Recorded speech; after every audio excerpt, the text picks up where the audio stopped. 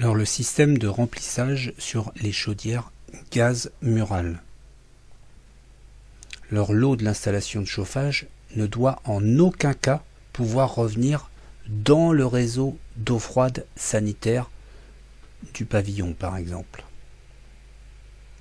Ceci pourrait en particulier se produire au niveau du système de remplissage de l'installation, c'est-à-dire au moment où on va remplir notre installation de chauffage.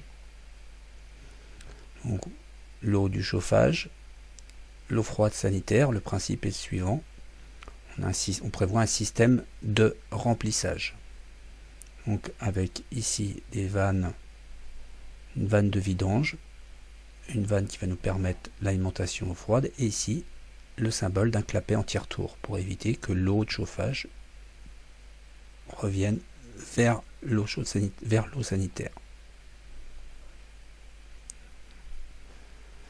Alors, on va utiliser pour ça un disconnecteur.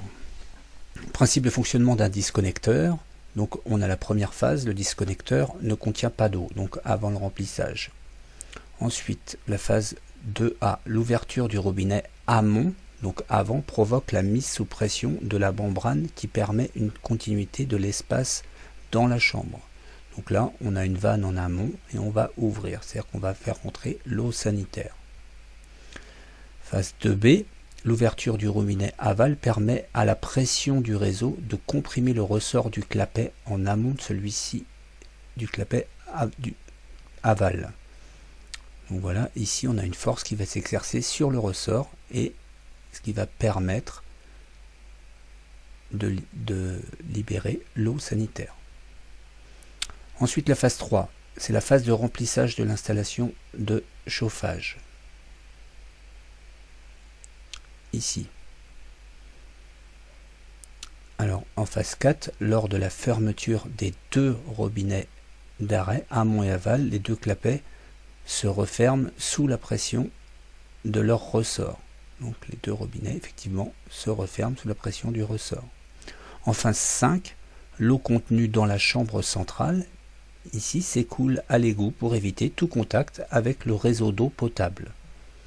Et enfin en phase 6, après le remplissage, les deux circuits, chauffage et sanitaire, sont bien isolés. Ils ne sont pas en contact, côté sanitaire et côté chauffage. Le principe, c'est d'assurer une discontinuité entre l'eau sanitaire et l'eau du circuit de chauffage en utilisant le principe de pression différentielle.